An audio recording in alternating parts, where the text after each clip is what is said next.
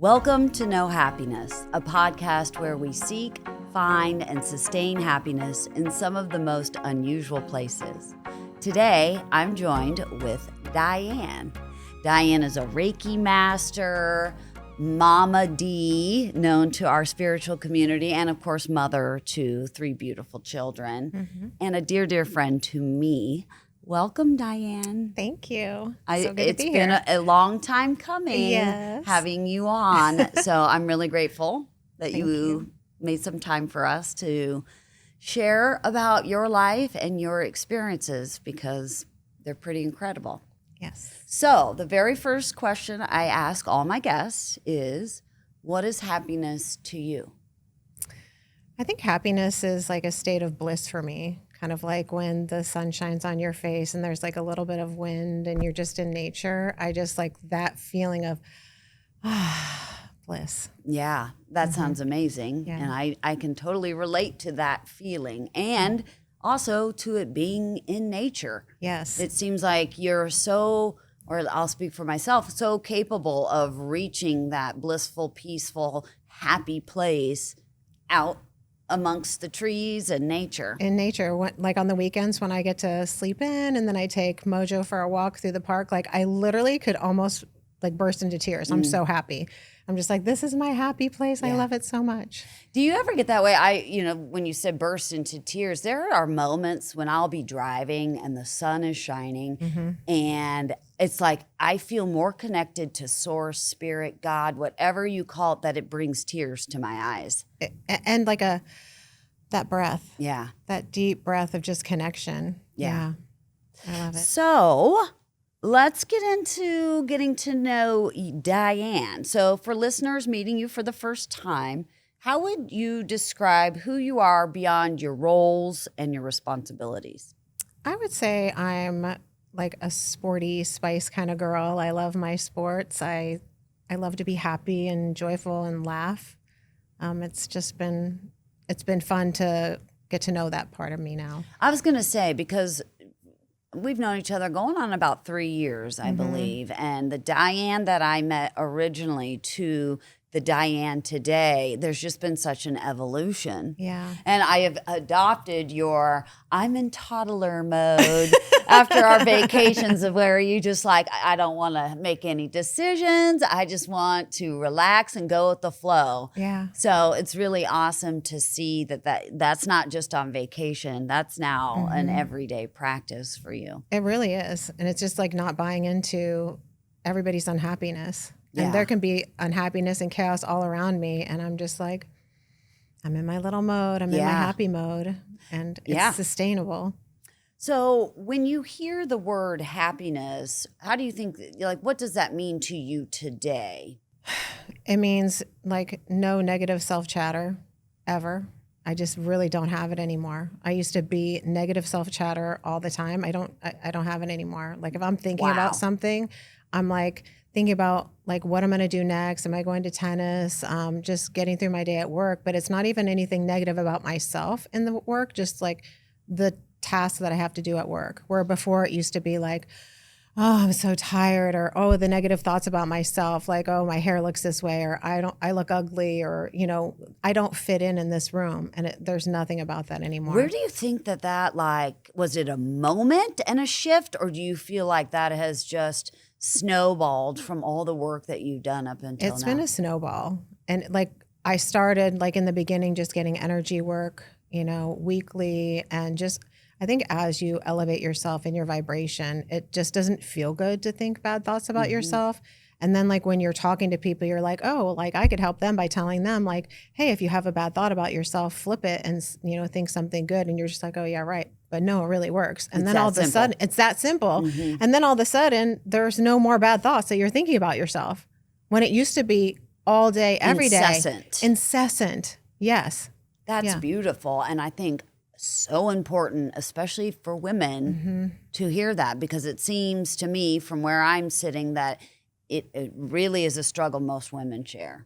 For sure. And especially like with our bodies. And I don't know why, and I don't know whether it's our generation or it's just everybody, but I knew always that anything wrong that happened to me was because of my body. because of the way that I looked. I was too fluffy. I was too ugly. I was too whatever. And it was always that. And I never fit in to any, like I would walk into a room and I'd be like, oh, they're looking at me. They think I'm fat. Like, and I would like take myself out of the rooms or the situations because it was so uncomfortable for me because I just was so uncomfortable in my body. Mm-hmm. Yeah. I can relate to that. And I don't even think it's a generational thing. I just think it's a gender thing. Yeah. I think so much influence is placed on a woman's physical appearance. And I don't know that that's changing. I mean, we think we've made a little progress and there's these movements to be more body conscious, but then it's like it ebbs back. And now it's like the super skinny Ozempic craze, you know, like, so... But it's always about a body type for women. It's for women. We think that the men want the skinny women, and that's not the case. Yeah. They want a happy woman. So if you're beating yourself up over being not thin enough, not pretty enough, like that is the energy that you're vibing out to them. Yeah. And I'm just learning this. Like I thought, again, like I wasn't skinny enough or pretty enough or whatever. No, it was your vibe, girl, that you were talking to yourself with a negative vibe and they picked up on that vibe. Yeah. And so it has nothing to do with that. And I see so many people that are normal sizes or even just a little bit, you know, larger than the stick figure that are so happy. Yeah. Because they love themselves. Yeah. Well, confidence vibrates really high. You know, I was just thinking the other day about the difference of like how I used to be in a bathing suit and how I would scurry to get into the pool because I did not want people. Oh my God, you got looking at into me. the pool? Yeah. Wow. I never got in anything. And it drew so much attention. Like the very thing I was hoping to avoid, I was creating. Right. You know, because I looked weird. I looked like some kind of creature scurrying around in the night, you know? Right. Versus today, I just get up and I don't care if you're looking at me. And if you are judging me, you're not my person and it doesn't matter. And that's more of a them than a you. Yeah, absolutely. So take us back.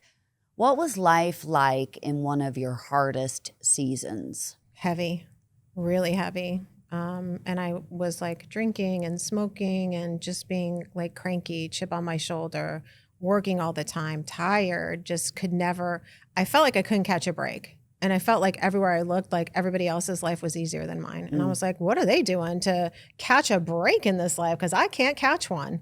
And it just felt heavy, really heavy. How did that experience impact the way you saw yourself and your worth? It kind of feels like that was all factoring into that. Right. I mean, like I was doing everything I could just to medicate myself into oblivion just so that I couldn't, you know, I didn't want to feel these feelings of heaviness, the anger, the disappointment in my life, in myself, in who I was. And so the more I felt bad about myself, the more I drank, the more I smoked, the more I, you know, was cranky about it. Right. Well, and it is interesting, like the very thing that we feel like would make us better, you know, being in better physical and spiritual, mental shape, we're avoiding, right? There's we're no doing time for that. the Yeah. opposite of it, Right. you know, and making excuses and playing kind of that victim role, like, oh, my life is so miserable, even though we were at the center of it. We were the common denominator. Totally. Yeah. Yeah. But you couldn't tell me that back then No. at all. Was that like back when you first met Christy? Was that? Before that, yeah. Okay. So I spent like 15 years in that cycle. And then I met Christy. And then, you know, within a couple months of meeting her, I was going every week to see her and having my energy sessions. And within 2 months, I quit smoking and slowed down on my drinking. But the quitting smoking, like after, it was just my vibration was not in alignment with that. And I mean, after smoking for 30 years, I just put it down. Wow. Yeah. That's incredible. Yeah. It was so good. So How did you meet Christy? How did that? I don't think I ever have asked. it was like you. a friend of a friend. One of my best friends growing up, her mom like got in connection with her and she gave her to me for a birthday present one year. No way. Yeah. And so then like a year later, I was like, I think I want to quit smoking. She goes, before you go to Florida into camp, for $3,000, why don't you try Christy? And I was like, okay. Boom. 2 months later. Wow. Way less than $3,000. Yeah. And a beautiful friendship. And like, look Yes. at how, like, Yes. the community you've built around that. Yes. She doesn't even know. She doesn't even know. I do tell her. She knows Yeah. that she saved my life. Yeah. For sure. She did. So you've shared struggles about your body image. Where do you think that story began? I mean, when I was little, when I was really little, like when I would go to a relative's house, they'd pinch my cheeks really hard and be like, oh, you have the fattest cheeks ever. And I was like, I do. And then like that put that idea in my head. But also I had thyroid issues. And so my thyroid stopped working when I was in 3rd grade, so 8. And went undiagnosed until I was 12. So I was 4 years without any medication. I missed my growing years. So like my brother's 6'4", my sister's 5'7", I'm 5'2". I missed like significant growing years. And so I was, as you know, like you're not growing, but you're expanding because I'm retaining water and my skin's brown and my hair is falling out. And once they figured out, like the endocrinologist, and they found out it was my thyroid and I got medicated, I, thinned out. And so the kids at school who used to make fun of me were now my friends. And so I was like, oh, fat, no friends, skinny friends. Wow. And that was it. Yeah, it would make sense, especially in a 12-year-old's mind, Yep. that it's just that simple. It's that simple. In what ways did you connect your body to your trauma or your relationships? Yeah, that was always hard for me. I really honestly just thought if it didn't work out, I just always blamed my body. I was like, I could be running, 5 miles in the morning at 3:15 in the morning before I went to work at 5 o'clock I was bulimic for 35 years and I blamed everything, not being skinny enough, not being, pretty enough. I'll repeat it through this whole thing, I'm sure. I just always blamed my body for whatever it is. And it's funny because one of my counselors was like, that like Oprah was really successful and she was not a small woman. And I was just like, I mean, that's just Oprah. But over here, but me. I'm different. I'm very special and unique. I did not want to hear that at all. Right.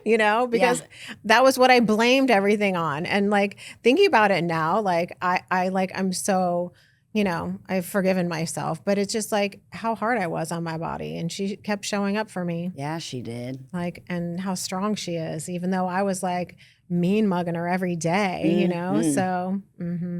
Now, how do you think those beliefs affected your friendships, relationships, or how you showed up in life? Well, it was just like, I didn't have a lot of friendships. I had my family, I worked. And so I just think I put my head down and was just like trying to get through the years, like survive. Do you think that you didn't want to be seen? I did not want to be seen. You were trying to hide. Oh, for sure. Yeah. Yeah. I was not trying to be seen. I had a couple friends and that was it. And I had my kiddos and just raising them and, trying to be a good mom, but it was hard. You often describe your life as so hard. But what did it look like day to day as a single mom? Oh, it was rough. I had to figure out daycare every day for my kids, get that lined up, get to work by 5:30, race around after work to pick up the kids or get them from where they were going for their extracurricular activity, make sure that I had my 2 margaritas strong going, while I was trying to get them where they were going and, get them home, get them ready for bed and then try and get some sleep. It was hard. It was the same thing over and over, like every day. Well, it reminds me of my mother, and she had to be at work before I could go to school. My brother went to daycare at that time. He was younger, and she'd just take him in with her. But for me, I had to sit in a donut shop by myself at, 7, 8 years old and get myself to school. So I have so much compassion for being a single mother and how much is, when you have a job where there's not a lot of leeway. There's no flexibility. Yeah. Like you were to be at work on time every day. Every day. How'd you make that work? I mean, how'd you? Not successfully, to be honest. So when the kids were little, like my mom and the kid's dad, the mom would come over and get them off to school. But that's it's not your I always wanted to do it, but I couldn't. I had to Yeah. be gone. And so, but then when they got a little bit older, they got themselves up. They got themselves up and got on the bus because I was long gone by then. And I was also in bed. Like I would get them ready for bed, and sometimes they were in bed before me. Sometimes I was in bed before them, which later on in the years. We're going to get to that. As my mom says, it's always the mother's fault. It is. Well, and we tell ourselves that too, Right. like nobody could be harder on me being a mom than myself. Yeah. And I do know now that I parented from a place of trauma, and going through all of my healing journeys and plant medicine journeys and things like that, things that you block out from your childhood. I was sexually abused when I was younger, and, this was all blocked out and just came to fruition, which I also believe, affected my body issues. Like I didn't want to be seen at all. And then you think about it, you think your thyroid, and you think, oh, the thing that you couldn't use to save yourself, your voice, now that's gone, so. Isn't that fascinating? It's so fascinating. And it also, just as you were saying that, I'm thinking subconsciously, you probably knew if I make myself fluffier and I, go inward, I won't be noticed. I'll be left alone. I.e. men or women, whomever would not sexually assault me. Right. Which is insane. Right. But that totally makes sense. We're babies. We have no idea how to deal with such a situation. So. Yeah. And I think like for me with the sexual assault, it was like I was finally getting attention paid to me. This was a time when my dad and mom got divorced and my dad wasn't there. And so like that attention from my grandfather felt good. Even though it was icky and I didn't really like it, it was still attention, right. And I was so desperate for a man's attention. Yeah. And how that then played out for many, many years. Pay attention to me. So even though the emotions were the same of ours, look at how different they were expressed. Right. Yeah, because I was like, don't pay attention to me. Like, get away from me. Yeah. And so I made it so. So I know you were in a pretty toxic relationship. I think it's important for other women who are listening to maybe share some of that experience if you feel comfortable with that. Sure. So I didn't love myself at all. And I thought that this was the only relationship that I would be in ever, because that was all I was worthy of. And it was a domestic violence situation. And it went on for a long time. I have kids with him. So then it lasted even longer. But the biggest thing that I've learned over time is that I manifested him into my life to keep me down and keep me at that certain level because I didn't love myself. And so if I have somebody who's beating me down, air quotes, then I'm keeping myself at that low point. I'm never going to come back up. And it wasn't until I started being a little more successful at work that I gained the confidence to, okay, well, maybe I don't have to be in this situation anymore. But I just think it's really important for women to understand and know that as you work on yourself, your vibration gets a little bit higher. And then you don't feel like having to endure that anymore. And so that was the biggest message that I wanted people to know is that like, I understand and know that I manifested that. So I take responsibility for that for myself and forgive myself for that. I know that he showed up as that dastardly person in my life at that time because I manifested that. He mirrored that for me. Yeah, he fulfilled that role. Yeah, and I think that's going to be a very bitter pill for a lot of women to accept and to swallow is like that they are responsible. They manifested that. Yeah, and that, because if you think of it in the other way, if you are a very secure, stable, confident woman, do you think that that's going to attract a person that beats you down both mentally, physically, Probably not, because No. the moment you meet them, your body's going to say, that's No, a no. thank you. It wouldn't go any further. No, thank you. You know, Exactly. you wouldn't get into that situation if you felt good Never. about who you are. And so that's like, ugh.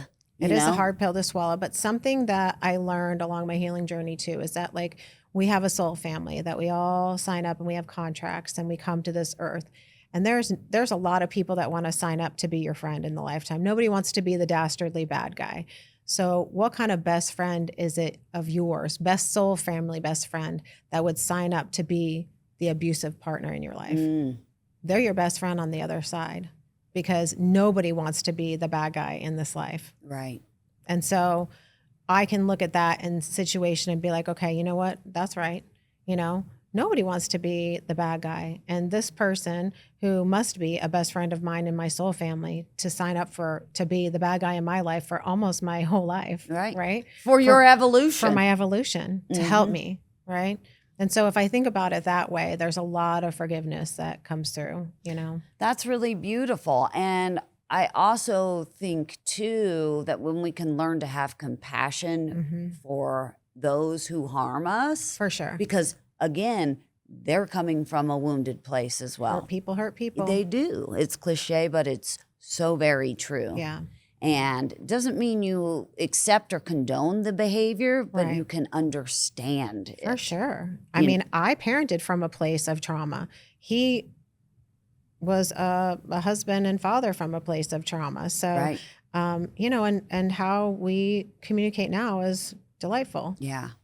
And I think that is so miraculous. And I think it's important for people to understand that it is so possible It is possible. when you do the work and you really look at your role in everything that has occurred in your life Yeah. and take accountability for that, how things can shift.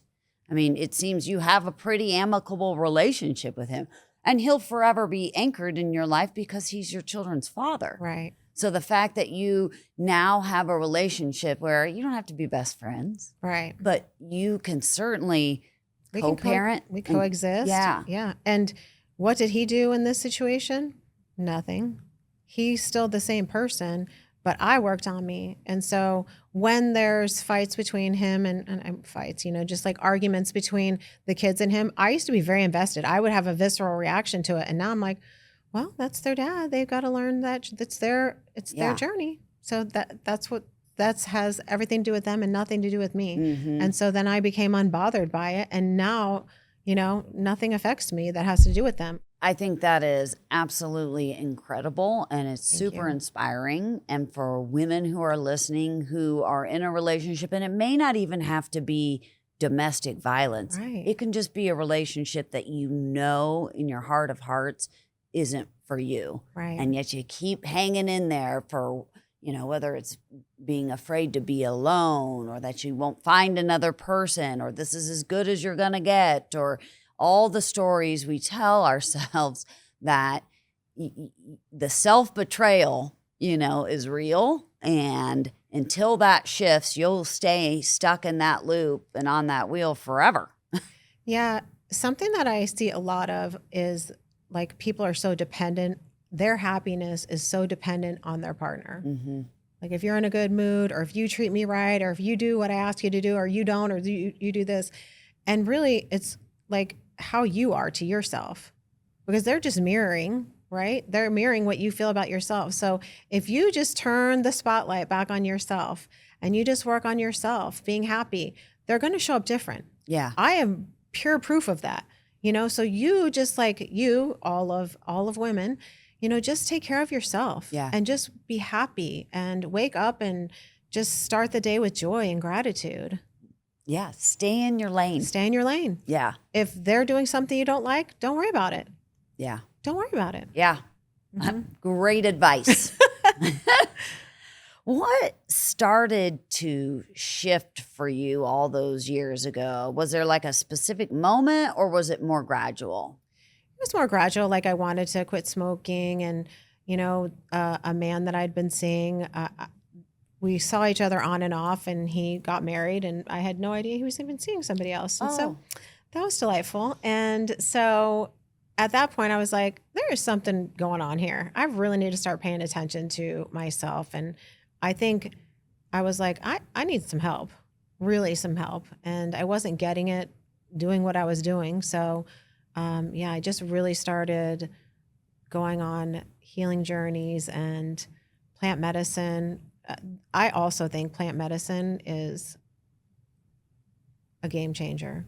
It really is. It is such a powerful tool. And I say tool because it is, you cannot solely rely on medicine to heal or fix your life. Right. But it can fast track things in a way. I mean, it can be 10 years of therapy in a night. Literally. Yeah. But it's the like applying the insights and downloads and gifts that you were given during that time and going and putting them into action. And that's more challenging to do. It's like all these aha moments. Oh, this is why I do that. This is where this came from. Right. And then it's like right back to the same behavior. Right. You know? And if you there's a lot of things you black out and you don't remember. And so being able to be shown those things through the plant medicine process, being seen it, then you can, okay, I wasn't aware that happened. And then dealing with it. And then your body's like, okay, great. We don't have to hang on to this anymore. Yeah. And so that's been one of my favorite things, and going through it with my daughter, and some of my kiddos just have experienced it as well. And I just, watching them heal through that as well has been like the best part of my life. I fully agree. You know, doing plant medicine with my child has been so healing for our relationship because it offers you the opportunity for both people, really. Yeah. But especially as a mother, there's an defensiveness that comes up, you know. For sure. Even though we know what they're saying is true, but it's like, it's really hard to hear. And when you're in a ceremony and this is brought to you, it's like the reaction is just, okay. Yeah. Thank you for sharing that. Yes. I'm going to really work to make sure you feel that is not the truth. That's not what I meant by that, or that's not how I was really feeling. You know, like it just gives you such an opportunity to change courses. Yeah. And it's more important to me that they're healing than the words that they're going to tell me that might or might not hurt my feelings. Yeah. And over time, I found that even the things that I thought would hurt my feelings, I'm just so glad that she was able to get it out and then doesn't have to hold on to it. Yeah. Well, and let's face it, Diane, there's nothing we can do about the past. Right. You know, I'm quite confident I was not ready to be a mother when I became a mother. You know, I don't know that anybody necessarily is, but I certainly was not. You know, I was pretty deep in my addictions and had not dealt with any traumas, and, you know, just kind of did what I want when I wanted and hurt a lot of people along the way. And, you know, it was like I found myself pregnant and was like, oh, what now? I don't know what to do with all of this, you know? So, and I've talked about this before on the show, the difference between me parenting Ella and me parenting Calder. They got two different moms, essentially. My kids say the exact same thing. Like the twins got a different mom than Alana got. Yeah. And I hear that all the time. They're like, before healing, after healing. Right. So, and I guess the moral of that is like, thank God, you know, like, thank God there was a catalyst, there was a change, you know? And so we get to look at our children as they become parents, and they get to stop a lot of that from being passed on. Absolutely. And also we got to share with the ones who didn't get the before heal or the after healing. We got to share the medicine journeys with them to help rewire their nervous system too. Yeah. Really is a beautiful opportunity for families. I mean, I highly recommend it. If you feel the call, family psychedelics.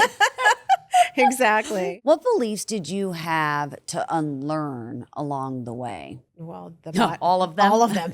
Every single thing that I learned along the way. Well, even just like as you grow up and your parents don't parent the way you think that you should be parented, and you're angry at them, and just the body issues, and you're trying to do it over. And, I, as a mom, I didn't want to parent the way that my parents parented. So I parented different. And so they're like, oh, you're the almond mom. Like, you would send a salad because I did not want them to have any body issues. Mm-hmm. And so I didn't feed them. So they wouldn't have any body issues. So you just projected that. Projected it. Here's one almond.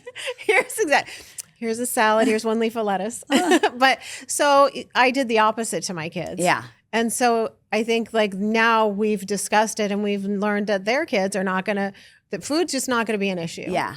And, I will tell you over all the years, and I am 55 years old, and I'm like the happiest I've been in my life. But the very last plant medicine journey that we have, I literally saw the book closed and the bow tied on my body issues.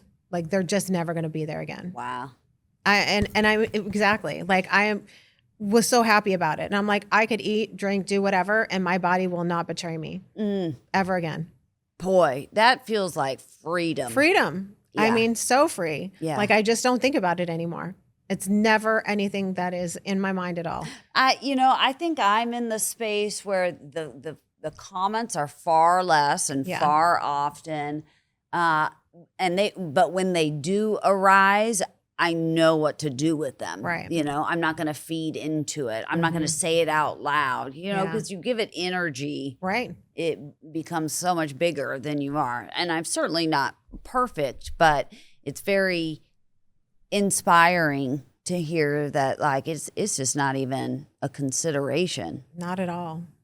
The last medicine journey was just like a month or two ago. And so it's taken all of this time, like a decade, of this healing to do that. But at some point, it's done. Yeah. Like, that portion of it is absolutely done. Complete. Mm-hmm. And so now I'm not having to search and continue to find things wrong with myself to heal. I'm just currently complete. Yeah. Which feels so good and light. Yeah. Well, you do feel lighter to me. Your energy just feels not that I ever thought your energy wasn't, but there's just something different. Yeah, it is different. Which is just so cool to watch this group of our soul family, just watch everybody expand and grow into these kick-ass people. Yeah. It's so fun. It is. You just see growth. And I guess you better. Right. Oh, yeah. You don't want to be left behind. Yeah. Yeah. I mean, obviously not everybody's along for the ride, but the ones we've remained friends and close with, it seems like it's just up from here. Elevating. But I also too, realizing I'm in this space right now where it's there's nothing to heal. Yeah. There's nothing to fix. I've done a lot of work and I'm going to just coast for a little bit, right. Enjoy it. Yeah. I'm not searching for the next certification and, I will always have a desire and hunger for knowledge and to understand myself and the world better. That's never going to go away. I agree. But it doesn't feel like it's this race to the top, it's just, I'm the eagle kind of gliding across the lake. A really pretty eagle. Caw. Caw. I love that. But no, even just the longevity piece, it's I think, we get to an age where we're just we're satisfied, we feel at peace. And for me now, it's just okay, so now, what are these great things that I can do to take care of myself? Yeah. And I want to live forever. I want to see everybody forever. And, the food, the red light therapy, the peptides, I could go down that rabbit hole all day long. Yeah. I love all of it. I want one of everything. And just because I feel so good, and I just want to continue. I want everybody else to feel so good. Yeah. So. Oh, I so agree. And I feel like I'm just hitting my stride. Yes. This is just the tip of the iceberg. There's so much more my life has, I have yet to accomplish. And totally. And physically, mentally, spiritually, all of it. So this notion that getting old sucks, and I'm just not going to buy into it. I don't buy into it at all. And I'm not going to speak it into existence either. I'm having some elbow problems at the moment, and it's not particularly fun. And I shared that with my mom, and it's like, she said, it just sucks getting old, doesn't it? And I was like, no, I don't want to adopt that mentality. Yeah. Yeah, I agree. I want to just, I like have a mantra to myself. And I think I told you this. It's just like every cell in my body is happy, healthy, whole, and young. Yeah. And I just I mantra that all the time when I walk around. Say that again. Every cell in my body is happy, healthy, healed, and whole, and young. Aho. So you said something really powerful, that your life on the outside didn't really change, but your experience of it did. Can you explain that? I am still working the same job that I've worked for 26 years. So nothing about that's changed. I still have 3 children. They are a little bit older, but I wake up and I'm happy. I like literally describe it to people as, that cartoon where you have 2 people sitting on the bus and one guy's looking out over here and he sees this horrible, cloudy, rainy, and another guy looking over here and he sees like the sunshine. Like I just see sunshine. Like that is how my life has changed now. Nothing about the life has changed, but I've changed. And so then what happens is like, I manifest things, or like I manifested my house and I live in this, beautiful house that I love. I manifested that I play tennis now. I just like all these things occur. And I think like as you feel better about yourself, people, places, and things show up for you that help you move along. Mm-hmm. And so I think like I'm lucky. I mean, I've done all this work. And so am I lucky? Maybe I'm not. I don't know. But I've worked in such a way that I expect my day to be great every day. I expect it to be great. And even if it's not great, I'm not like the complainer, is victim. Oh, this is all happening to me. It's like, okay, well, what can we do to shift this? And I'm not going to hold on to it. And lots of things have been happening in my family. Like, my sister's ill. My mom's had some stuff, and my brother. Everybody's had some stuff going on. And at first, I bought into it. And then I was like, well, wait a minute, that's not mine. And so I'm not going to viscerally react to these things anymore. And so I can be the observer and I can have compassion that these people are going through these things and send love, but it's not going to impact my day to day and how I choose to live my life, being grateful that I'm healthy and being grateful that my kids are healthy and everybody around me, And so it's just a different, it feels good. Yeah. Well, and let's face it, it takes just as much energy to think things aren't going to work out or life is shit or whatever as it does to think of all the possibilities. So good. And it's never too late to start the day over. You really get to decide. I mean, the other day it was like one thing after the next, just things were not going my way. And I have had proclivities to complain or be irritated and like, oh my God, what a day. And I literally just laughed. I said, okay, you got me. Clearly patience is being tested today, and surprise, surprise, things just shifted and my day got better. It's like what are you feeding today? Yeah. And you could get upset about it and you could be angry about it or you could just go with it. Yeah. Yes. And you would have a right to be upset from the outside looking in to be like, damn, you've really had a shitty day. Yeah. But yesterday the dealership delivered the car I had an oil change. They delivered the car back to the Ford plant for me. And I went at the end of my day, 4:30, to get in my car. There was no key. And they swear the key's in it. And so we went back and forth, blah, blah. And I could have been really upset about it. But they came, they picked me up, took me all the way home, got my key, brought me back. And again, that was another hour and a half out of my day that I didn't have. And I could have been really upset about it. And I was just like joyfully talking to the little old lady who was driving me back and forth. And we just had a delightful conversation. And so it could have been, a horrible thing, but I didn't make it that way. So, yeah. Oh, love to hear these kinds of things. So do you think your healing changed the way others showed up towards you and for you? For sure. I mean, my children show up differently. Their dad shows up differently. We could barely even speak to each other. Like I saw this thing where I think it was a llama where it was like hissing at somebody and then spit at him. And so I was like, that could be me, like at him. Like I had so much disdain for him back in the day. And now we get along well. He's not done any healing work himself, but he just shows up differently. And like when I need somebody to watch my dog, he volunteers to watch my dog, which is so he loves great. my dog. So now we don't exchange kids anymore because they're too old for that. Right. Now we exchange the dog. Yeah. Every week he watches Mojo on Fridays when I'm working. So it's just this delightful exchange. And I don't expect him to show up in a malicious way. And so he doesn't. And all the whole time that we were arguing about kids and pickup and all this stuff, I just don't expect it to be that way anymore.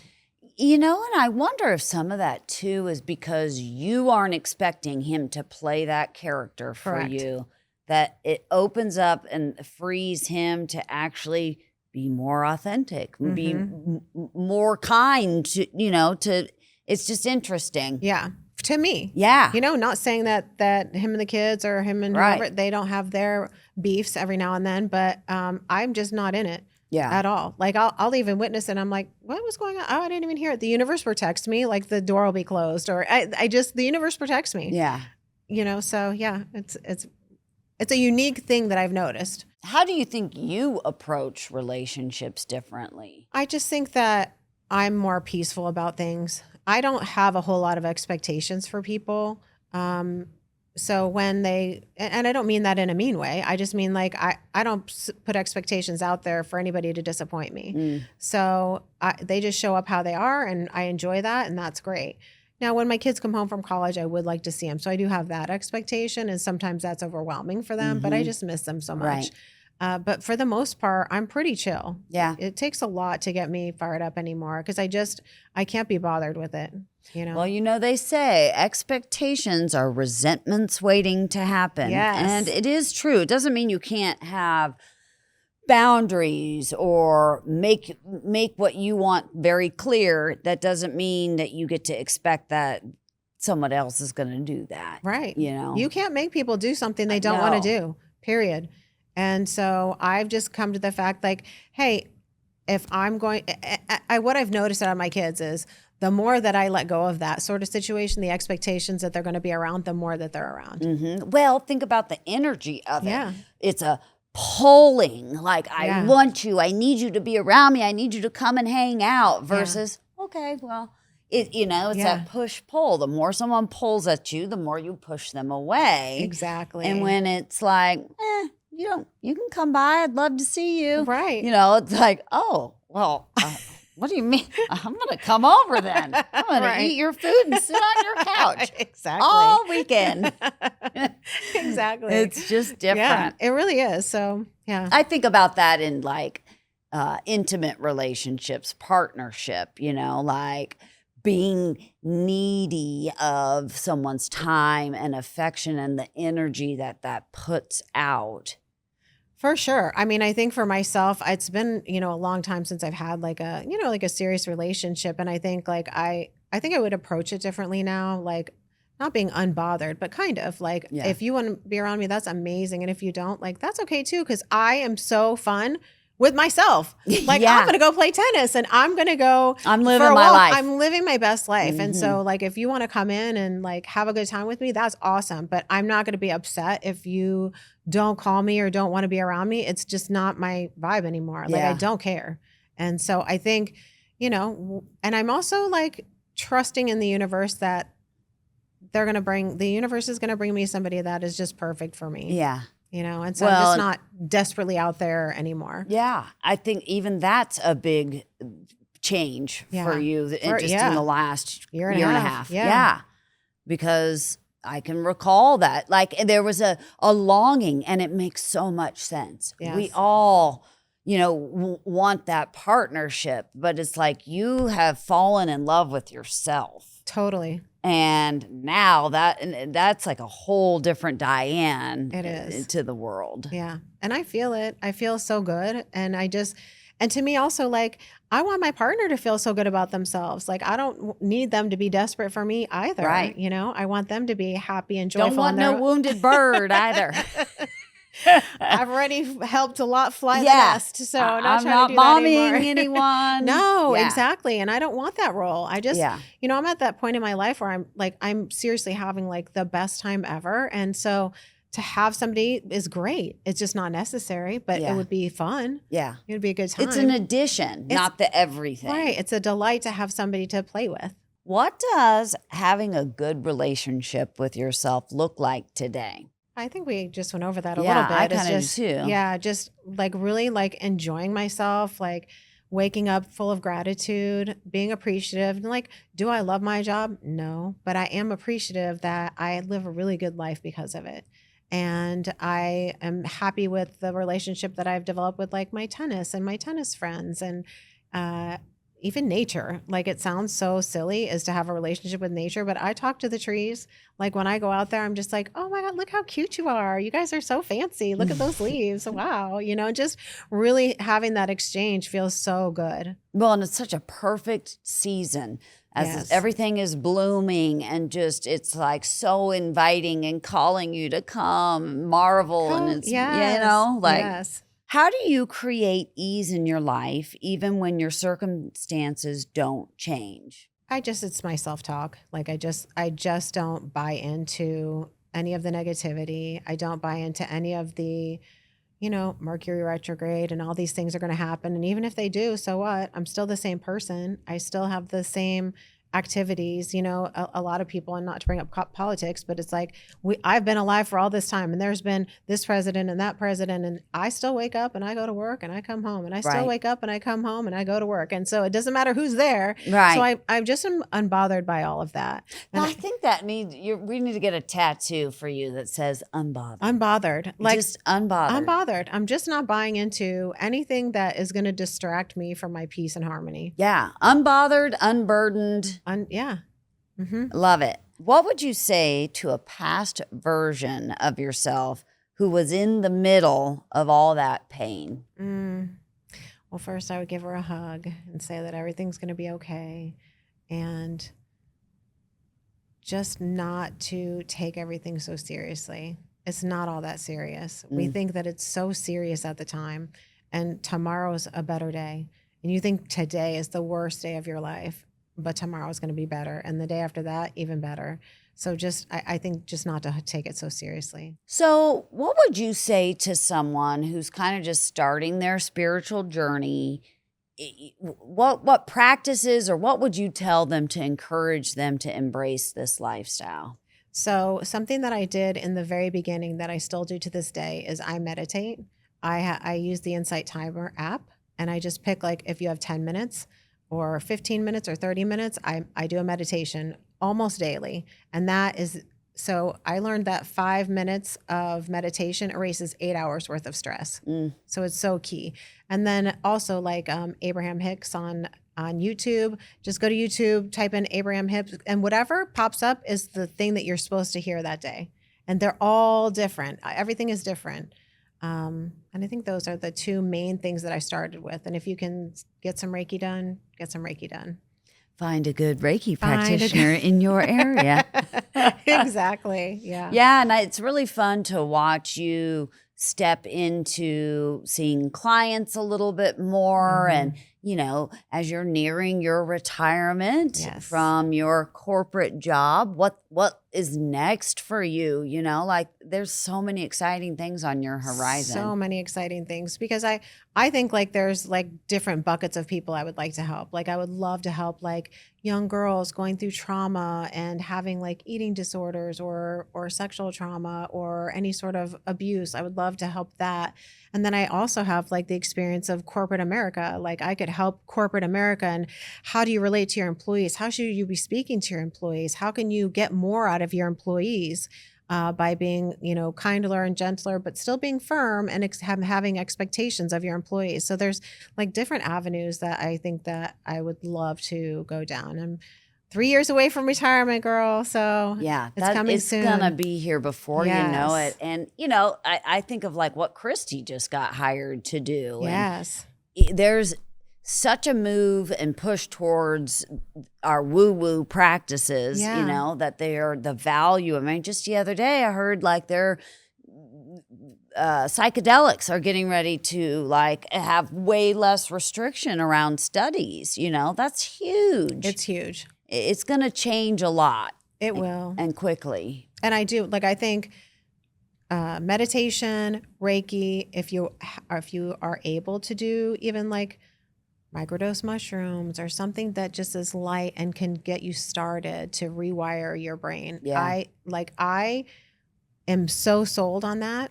Just the plant medicine version, because and the ketamine is something like that. It will help you rewire. Yeah. I strongly believe that. Well, I have thoroughly enjoyed our conversation. Thank you. I really appreciate you coming and making the time for the show. Thank you. And so much to look forward to and watching you. And in 3 years, we'll have you on because we'll find out what's next for Miss Diane. Exactly. Thank you for having me. Yes, thank you. And if you liked this episode, be sure to like and subscribe to keep up with more conversations around healing, growth, and what it really means to be happy.